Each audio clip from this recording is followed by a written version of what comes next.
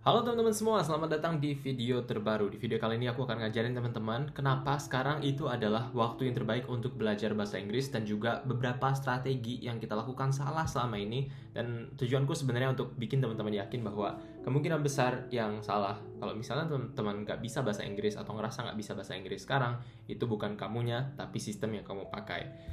Oke, langsung aja perkenalan siapa namaku. Namaku adalah Zahid. Aku udah sering bikin video soal belajar bahasa sebenarnya, dan kali ini aku lagi eksperimen sama format seperti ini di mana aku ngomong lebih lama tapi coba ngasih value yang lebih banyak juga. Aku juga ada bisa beberapa bahasa nih. Bahasa yang ku pakai yang pertama bahasa Inggris. Hi everyone, my name is Zahid. I speak English pretty well, I think. So, yeah. Terus aku juga belajar bahasa Jerman. Bahkan aku kemarin tuh tinggal di Jerman setahun. Ich kann auch Deutsch sprechen. Ich habe ein Video schon gemacht über Deutsch und Deutsch sprechen, aber jetzt ist es schon viel besser geworden. Sekarang bahasa Jermanku udah jauh lebih baik daripada waktu beberapa tahun lalu aku bikin video bahasa Jerman. Aku juga bisa bahasa Korea, bahasa Jepang. Aku sekarang tinggal di Jepang. Walaupun semuanya levelnya berbeda-beda ya, tapi intinya yang pengen aku sampaikan adalah dari pengalamanku belajar berbagai macam bahasa ini, yang hampir mayoritasnya aku lakukan di rumah sendiri, baru pas sudah lancar, baru aku ke negaranya, ke Jerman misalnya. Aku sadar bahwa ternyata ada sistem atau ada pola yang bisa kita pakai dan kita aplikasikan ke seluruh program atau perjalanan belajar bahasa kita. Dan dulu kemungkinan besar kita nggak terlalu ngelihat sistem ini. Mungkin karena beberapa alasan ya. Misalnya di sekolah itu kita kan diajarin buat ngerjain soal-soal textbook. Kita diajarin untuk bisa dapat jawaban atau dapat nilai 100 di tiap ujian bahasa yang kita ikuti. Cuma jadinya ini bikin kita takut mungkin ya sama benar dan salahnya saat belajar bahasa. Terus kita juga mungkin agak minder karena kita merasa udah banyak banget belajar, udah dari dulu niat pengen belajar bahasa Inggris, tapi kayaknya kita nggak terlalu banyak progres. Sedangkan teman kita yang baru mulai 2 minggu, 3 minggu, atau sebulan, itu kayak udah jauh lebih cepat daripada kita progresnya. Ada beberapa alasan kenapa itu bisa terjadi. Langsung aja kita coba kali ya ngebahas. Nah, tujuanku dari sini yang pertama, aku pengen teman-teman jadi punya sistem untuk belajar bahasa, dan yang kedua juga aku pengen sistem ini emang didukung oleh fondasi-fondasi yang kokoh. Karena kalau misalnya kita berangkat dari sistem sekolah di Indonesia, itu kita masih lagi, yang pertama kita fokus ke benar dan salah, dan yang kedua kita diajarin untuk menghafal daripada mengaplikasikan bahasa Inggris secara alami. Dan kita juga diajarkan untuk ngikutin textbook banget kan. Kita diajarin gimana caranya supaya persis atau jawaban di latihan-latihan soalnya itu bagus semua. Padahal sebenarnya kan dalam esensinya bahasa itu kan tentang komunikasi. Dan yang terpenting sebenarnya apakah ini kita punya pesan nih, bisa nggak kita nyampein pesan itu sesuai sama yang ada di pikiran kita. Dan yang kedua, orang yang mendengarkan itu bisa nggak untuk memahami pesannya, dan pesannya benar nggak yang dipahaminya. Itu aja kuncinya sebenarnya, dan ini tidak memerlukan kesempurnaan. Pertama kita harus tanya dulu nih alasan kenapa kita belajar bahasa Inggris. Karena yang terpenting dari belajar bahasa itu sebenarnya adalah alasannya. Kenapa? Karena kata Stephen Krashen, salah satu ahli bahasa ya, dia bilang bahwa akuisisi bahasa itu membutuhkan interaksi bermakna dengan bahasa yang kita pelajari. Nah, kalau misalnya kita nggak punya target atau tujuan yang jelas dengan bahasa yang kita pelajari, dalam kasus ini bahasa Inggris, agak susah bagi kita untuk merasa menjadi atau memiliki bagian dari perjalanan kita sendiri. Karena kita merasanya ini kayak disuruh atau dipaksa, atau ini tuh targetnya orang lain yang kebetulan kita kebawa atau ketarik aja. Nah, dengan punya why yang jelas atau kenapa yang jelas, ini bikin kita mudah untuk punya interaksi yang bermakna dengan bahasa Inggris. Karena lagi-lagi, akuisisi bahasa membutuhkan interaksi bermakna dengan bahasa yang kita pelajari. Artinya bisa aja kita selalu ngerjain soal, tapi kalau misalnya kita nggak peduli, kemungkinan besar itu soalnya nggak bakal lengket. Atau mungkin sama kayak ujian matematika atau fisika yang dulu kita kerjain. Kalau misalnya kita nggak suka sama pelajarannya, kemungkinan besar kita belajar hanya untuk ujian doang, tapi setelah ujiannya kita jadi lupa. Sedangkan kalau bahasa Inggris kan kita pengen untuk bisa ngomongnya dalam jangka panjang kan. Kita pengen ini sesuatu yang nggak nemani kita buat 2 minggu doang, tapi buat 2 bulan, 2 tahun, 20 tahun. Bahasa Inggris emang sulit, tapi aku bisa coba yakinkan ke teman-teman kalau orang Indonesia tuh salah satu kelompok orang dengan privilege kalau misalnya mau ngomong bahasa Inggris. Ada alasan kenapa orang Indonesia itu punya privilege kalau misalnya ngomongin bahasa Inggris. Yang pertama, kita pakai alfabet Latin.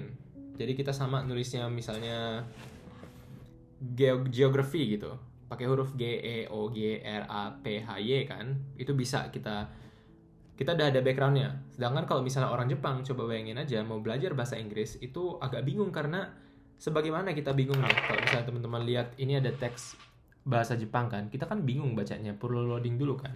Orang Jepang tuh ngomong bahasa Inggris loading dulu juga pas mereka lagi belajar.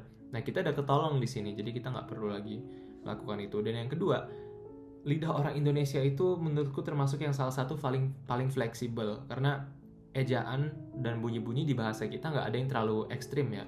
Jadi kalaupun kita ngomong bahasa Inggris dalam logat Indonesia, orang tuh masih bisa ngerti kita.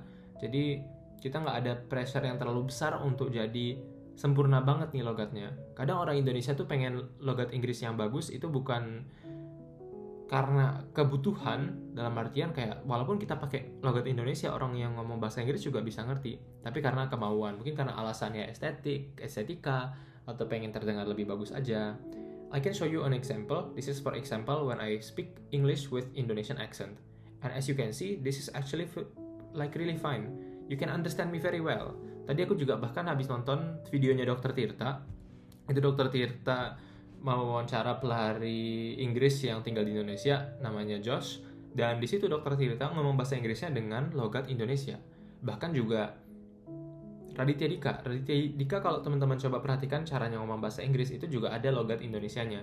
Jadi ini bukan sesuatu yang harus kita merasa malu tentangnya. Bahkan kalau misalnya teman-teman gali lebih dalam, itu di panggung dunia banyak banget negara-negara dan diplomat-diplomat yang mereka sengaja untuk nge-keep aksen aslinya. Jadi banyak orang Prancis misalnya yang pas di dunia itu dia ngomong dengan logat Prancis, atau misalnya diplomat Tiongkok ke luar negeri dan ngomong di stage dunia dengan logat Tiongkok, karena itu jadi semacam simbol bahwa ini loh bahasa saya, ini loh identitas saya, dan itu kayak nunjukin bahwa saya nggak mau nyesuain atau melakukan sesuatu hanya untuk memuaskanmu doang. Itu biasanya mungkin ya global order yang berbahasa Inggris ya, tapi itu topik yang berbeda.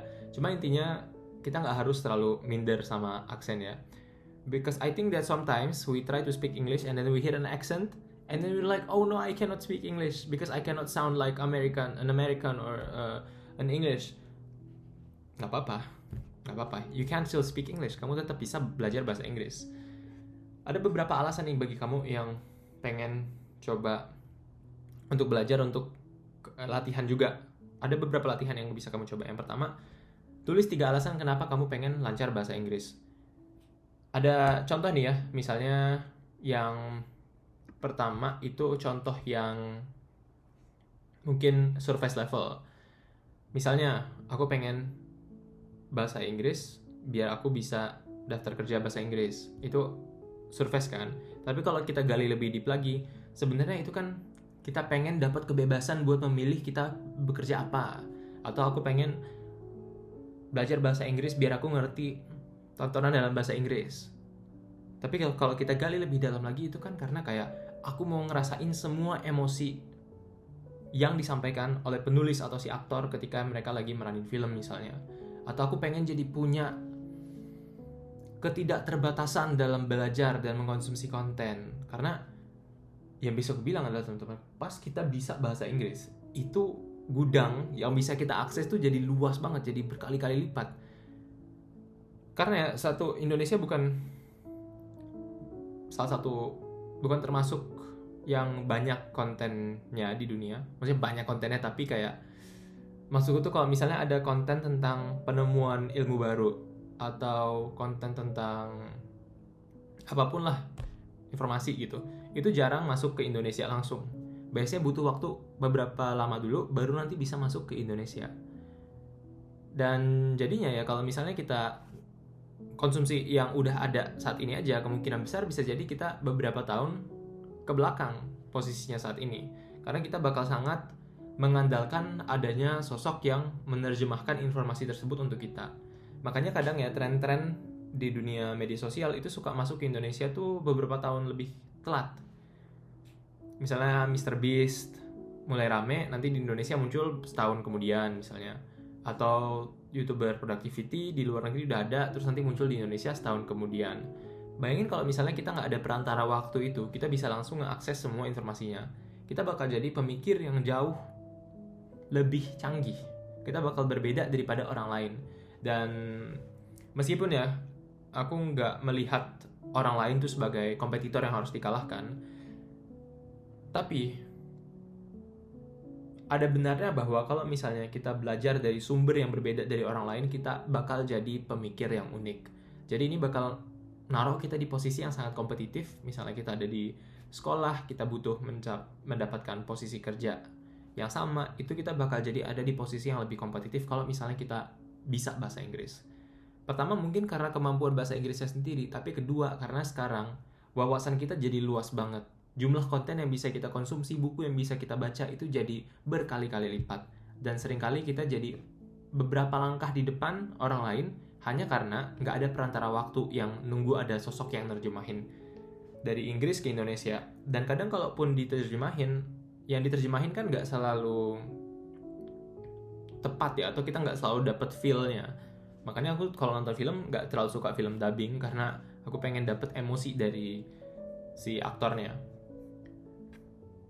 Salah satu kesalahan yang paling umum di sistem sekolah Indonesia itu kita diajarin caranya menghafal. Ada beberapa hal yang aku ingat dari zaman sekolah waktu itu, misalnya disuruh hafal verb 1, verb 2, verb 3, dan semacamnya turunannya. Itu mungkin bagus buat sekolah ya, karena buat sekolah kan mereka harus mengajarkan bahasa Inggris secara massal. Dalam kata lain, nggak mungkin dong kalau misalnya di sekolah yang muridnya banyak banget, gurunya bisa kasih atensi satu persatu ke murid atau siswanya. Pasti yang paling efektif bagi mereka adalah gimana caranya ini saya bisa dengan satu cara ngajar banyak banget orang. Dan makanya muncul cara ngajar yang kayak kita tahu di sekolah sekarang. Ada verb 1, verb 2, verb 3, dan rumus-rumusnya. Dan aku ingat banget waktu itu nggak bisa jawab ini sama sekali. Belum lagi disuruh hafal 16 tenses, dan pas ujian itu pasang-pasangin mana bahasa Inggrisnya dan mana tensesnya. Tapi kalau misalnya teman-teman tanya ke orang atau penutur asli bahasa Inggrisnya, mana yang tenses ini, mana yang tenses itu, aku bisa jamin kebanyakan dari mereka nggak terlalu banyak yang bisa menjawab. Kita pun juga gitu sama bahasa Indonesia. Kalau misalnya ada orang lain yang nanya, di Indonesia ada tenses apa aja? Oh, nggak ada mungkin ya, tapi di Indonesia tuh gimana artinya, ini tuh masuk jenis apa, ini masuk jenis apa, kita juga kadang nggak tahu. Kita cuma bisa bahasa Indonesianya aja. Dan makanya ini ada bedanya ya, belajar bahasa Inggris untuk sekolah dan belajar bahasa Inggris untuk komunikasi. Yang bisa ku katakan adalah kalau misalnya kita fokus belajar bahasa Inggris ke komunikasi, kita bisa ningkatin yang sekolahnya juga. Tapi kalau misalnya yang sekolah kita terlalu fokus ke sana, yang bagian komunikasinya aku agak ragu dia tingkatannya bisa naik senaik itu. Karena biasanya kalaupun yang di sekolah naik, dia bisa jadi ke arah yang beda gitu loh. Kayak misalnya kita tuh pengen ngelatih supaya bahasa Inggrisnya bisa dipakai buat komunikasi, tapi kita naiknya, peningkatannya keburu ke belajar bahasa Inggris yang buat ujian dan semacamnya. Jadi itu bakal beda ya, karena ujian adalah suatu skill. Makanya soal TOEFL atau IELTS tuh kadang nggak terlalu menggambarkan kemampuan bahasa Inggris. Ya maksudnya menggambarkan sih, tapi dalam artian bahwa kadang tuh ada orang yang bagus banget bahasa Inggrisnya juga, tapi nilai TOEFL-nya nggak bisa menyamai itu, karena tes itu kan adalah kondisi yang udah diatur ya, jadi rekayasa. Karena ada waktunya, tekanan waktu, ada tekanan tesnya, ada tekanan nilainya, uang hilang kalau misalnya gagal. Jadi banyak banget faktor-faktor yang berpengaruh di sana. Jadi intinya tuh kayak belajar untuk tes sama belajar buat berbicara itu beda. Nah, aku yakin kebanyakan dari kita tuh pengen yang bagian bicaranya kan. Kita pengen ngerti konten bahasa Inggris, kita pengen bisa ngomong dalam bahasa Inggris, kita pengen nggak minder lagi kalau misalnya kita ada di lingkungan yang orangnya isinya pada ngomong bahasa Inggris semua. Nah, makanya solusinya dari sini adalah dulu kita sering belajar lewat daftar kata. Jadi kita belajar tuh lewat misalnya nih, daftar kata, kosakata di buku cetak, terus kita disuruh hafalin satu-satu. Ada cara yang lebih baik lagi dari itu, yaitu adalah dengan memikirkan konteks dulu. Artinya adalah, kalau misalnya kita ngomong atau kita berbahasa, itu kan kita nggak mikir kata per kata kan di dalam kepala kita. Yang kita pikirin tuh kayak cluster dari kata-kata tersebut. Jadi kita tuh nge-play atau ngeputar semacam film-film kecil di dalam kepala kita. Nah, ini yang terjadi pas kita lagi belajar bahasa. Cuma kalau misalnya kita diajarin dari sistem yang biasa, yang di sekolah kita tahu, itu sering kita disuruh menghafal kayak kata terus artinya, kata terus artinya, dan seringkali kata dan artinya ini juga bukan sesuatu yang kita pedulikan gitu. Ada hal, misalnya waktu itu aku sempet coba ikut les, tapi aku nggak lama bertahan karena aku ngerasa banyak banget kosakata yang nggak terlalu relevan sama kehidupanku, yang hampir nggak pernah aku pakai tapi harus aku hafalin juga. Dan jadinya ya nilai ujianku bisa bagus, tapi besoknya aku nggak ingat lagi katanya apa. Jadi kita harus berpikir lewat konteks. Yang pertama, artinya adalah kita nge-play nih skenario-skenario di kepala kita. Jadi misalnya kita ngomongin magazine. Magazine itu kan kalau dihafal sebagai kata, itu artinya bisa banyak banget. Bisa jadi majalah, bisa jadi apa tuh namanya yang tempat isi peluru di senjata tuh ditembakkan. Nah, itu namanya magazine juga kan. Jadi bisa banyak artinya. Tapi kalau misalnya kita hafal dari daftar kata, itu kita nggak terlalu paham kapan digunakannya. Terus juga misalnya I'll pass itu bisa macam-macam artinya. I'll pass, kalau misalnya kita ditawarin sesuatu terus kita bilang I'll pass, itu artinya oke, nggak dulu, terima kasih.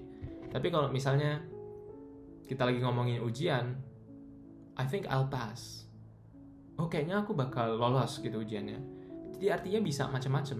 Nah, belajar dengan konteks itu artinya adalah dengan tidak ngartiin kayak I will pass, artinya adalah I will pass sama dengan ini, tapi I will pass jika ditambahkan atau dia ada di konteks ini, dia artinya akan seperti ini, dan di konteks itu dia artinya akan seperti itu. Jadi kita mikirnya itu sebagai konteks, bukan sebagai arti per kata.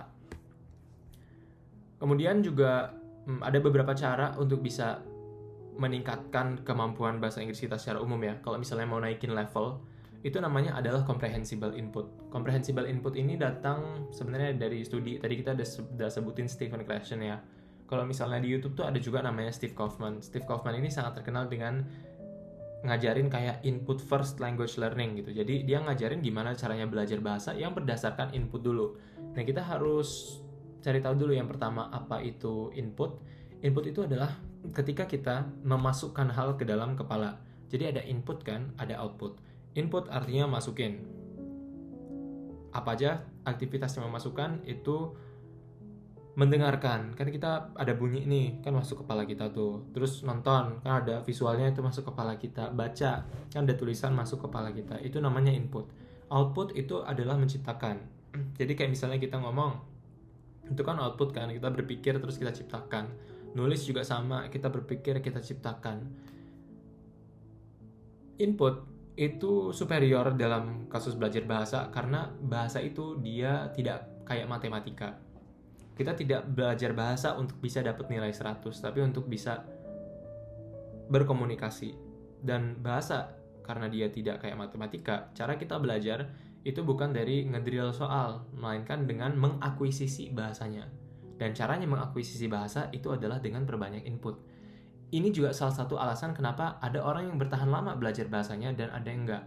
Karena kalau misalnya kita fokus ke input nih, itu sangat mudah bagi kita untuk melakukan belajar bahasa kita dalam waktu yang berkepanjangan. Artinya apa? Artinya, kalau misalnya kita input, itu kita nggak perlu lagi mikirin tentang berjam-jam di rumah ngedrill soal-soal ujian, karena itu bisa sangat melelahkan dan bikin kita stres dan bikin kita takut, atau banyak orang nggak mau belajar bahasa Inggris lagi karena mereka tahu mereka bakal salah dan itu terlalu stressful buat mereka. Tapi kalau kita fokusnya ke input, kita bisa cari konten input mana yang sesuai dengan kehidupan kita, yang relevan buat kita. Misalnya saat ini aku lagi hobi lari, aku bakal banyak input yang seputar topik lari. Nonton orang-orang travel maraton, terus dia cerita-ceritain hal-hal pakai bahasa Inggris, nonton yang tips lari pakai bahasa Inggris. Atau waktu itu aku lagi suka banget sama Arsenal kan, tim sepak bola. Itu aku nonton wawancara pemain-pemainnya, aku nonton stadium tournya, tour stadion gitu, tour stadion. Nah di situ aku jadi dapat input dan belajar bahasa Inggris jadi nggak terasa kayak belajar sama sekali karena ini hal yang udah aku peduliin. Dan makanya sampai sekarang aku terus belajar bahasa Inggris. aku terus belajar bahasa Jerman, bahkan sekarang aku lagi belajar bahasa Swedia karena aku melakukannya dengan hal yang kupeduliin. Jadi nggak kerasa kayak belajar. Mungkin belajar yang kayak ngehafal kosakata, ngelihat grammar itu ada, tapi porsinya tuh nggak sebanyak itu. Sedangkan kalau misalnya kita terbiasa dengan sistem sekolah kan kita ngerasa bahwa harusnya belajar bahasa tuh kayak gitu ya, sambil ngedrill soal atau semacamnya. Nah aku malah cuma fokus ke hal-hal yang ku pedulikan. Jadi kayak misalnya ini ada sedikit tentang geopolitik, aku lagi tertarik sama itu, jadi ku konsumsi. Terus aku juga kemarin tuh lagi suka sama interior design gitu kan, dan aku jadinya beli tuh majalah bahasa Jepang yang ngebahas tentang desain interior. Jadi semuanya sesuai sama duniaku. Aku belajar kata-kata baru, dan yang terpenting kata-kata barunya itu relevan dengan kehidupanku, dan akhirnya aku jadi lebih gampang ingatnya. Karena ada yang namanya kurva lupa Ebbinghaus ya. Kurva lupa Ebbinghaus itu simpelnya adalah dia tuh ngeceritain bahwa pas kita belajar sesuatu baru, suatu informasi baru, dia bakal cepat lupanya. Jadi pas kita belajar pertama kali, kita harus ulang besoknya. Pas kita ngulang besok, kita harus ulang 3 hari kemudian. Habis itu 7 hari kemudian, 14 hari kemudian, 35 hari kemudian, sampai dia semakin panjang, dan kita nggak perlu ngulang lagi. Kalau kita belajar hal-hal yang nggak kita pedulikan, kemungkinan besar pengulangan belajar ini nggak bakal terjadi. Karena ya seberapa sering kita bakal ngomongin bawang-bawang atau profesi yang sangat spesifik di kehidupan kita. Misalnya kita sebut saja tukang penyedot air. Kadang di sekolah kita diajarin kosakata ini, tapi walau tukang penyedot air penting, tapi itu nggak terlalu sering muncul di kehidupan kita, kecuali kita emang kerjanya di sana ya, bidang kita di sana. Jadinya karena nggak muncul, kita lupa sama katanya. Tapi kita udah keburu harus ngasih waktu dan atensi banyak buat belajar kata itu. Jadi energi belajar kita udah terkuras, tapi return atau hasil yang kita dapatkan nggak banyak. Tapi bayangin kalau misalnya kita fokusin ini ke hal-hal yang kita peduliin, topik-topik yang kita suka, kita bakal lebih cepat progresnya dan lebih lama juga. Karena kita enjoy, kita benar-benar enjoy gitu. Dari sananya udah suka lari, ya gampang lah nonton video lari. Atau dari sananya udah suka make up misalnya, gampang bakal bakal nonton video make up. Dan tentunya kita bakal ngebantu dari segi efek kurva lupa ini ya. Kita bakal ngebantu ngereset dia. Jadi kita selalu ingat sama banyak hal dan lebih mudah kita lakukannya karena dia muncul terus di kehidupan kita. Dan yang paling penting dalam bahasa Inggris itu adalah mencoba untuk mencintai prosesnya dan melihat ini sebagai suatu kesempatan untuk bereksperimen. Biasanya yang datang ke aku yang bilang bahwa aku nggak bisa bahasa Inggris lagi, itu ternyata pas ditanya, dia udah berbulan-bulan nggak belajar bahasa Inggris karena pas percobaan pertamanya ngerasa bahwa saya kayaknya nggak bisa. Padahal ya, karena biasanya itu terjadi karena emang orientasinya udah terlalu cepat ke hasil. Emang perlu untuk punya target yang berorientasi hasil ya, kayak mau seberapa lancar, mau bisa digunain buat apa aja, itu perlu untuk jadi pembimbing kita. Tapi kalau misalnya kita belajar berorientasi hasil, itu agak susah untuk progres karena yang membunuh kita itu bukan belajar bahasa Inggrisnya, tapi otak kita sendiri. Karena kepala kita bilang kita tuh nggak bisa-bisa, kita nggak cukup. Padahal sebenarnya kita lagi progres. Kalau misalnya ya, ngukur bahasa Inggris tuh segampang ngukur temperatur, kita mungkin bakal lihat perubahan temperaturnya itu setiap hari. Cuma kita kan nggak bisa lihat, jadi kita harus lebih banyak fokus ke prosesnya dulu. Karena biasanya kesadaran bahwa kita improve tuh dia datangnya tiba-tiba. Dari yang kayak misalnya kita nonton video yang tadinya kita nggak ngerti kok sekarang kita udah tahu ya ini alurnya gimana. Terus kita dengar seseorang bikin lelucon di TikTok pakai bahasa Inggris. Dulu kita nggak ngerti, tapi sekarang kok udah mulai ngerti ya. Itulah dia kurang lebih teman-teman. Aku by the way lagi bikin video on demand course yang ngebahas ini lebih lanjut. Ada 7 modul, sampai 8 modul bahkan, yang bisa teman-teman coba tonton atau pelajari. Itu yang pertama dari orientasi, dan juga gimana cara benerin pola pikir, kemudian otak orang Indonesia, privilege apa yang bisa kita pakai dalam belajar bahasa Inggris, kemudian gimana caranya kita bangun sistem belajar sendiri, gimana caranya kita latihan listening, reading, writing juga, sampai gimana caranya menghadapi fase-fase momen stuck dan dimana kita ngerasa udah mentok proses progres belajar bahasa Inggrisnya, dan gimana kita bisa breakaway dari sana.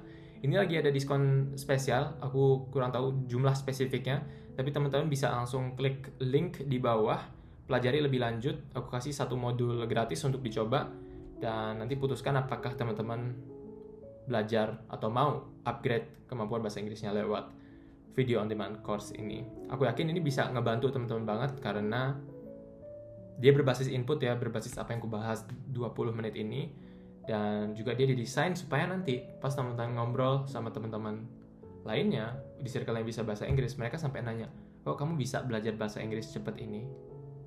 Terima kasih teman-teman sudah menonton video kali ini. Sampai berjumpa pada video berikutnya.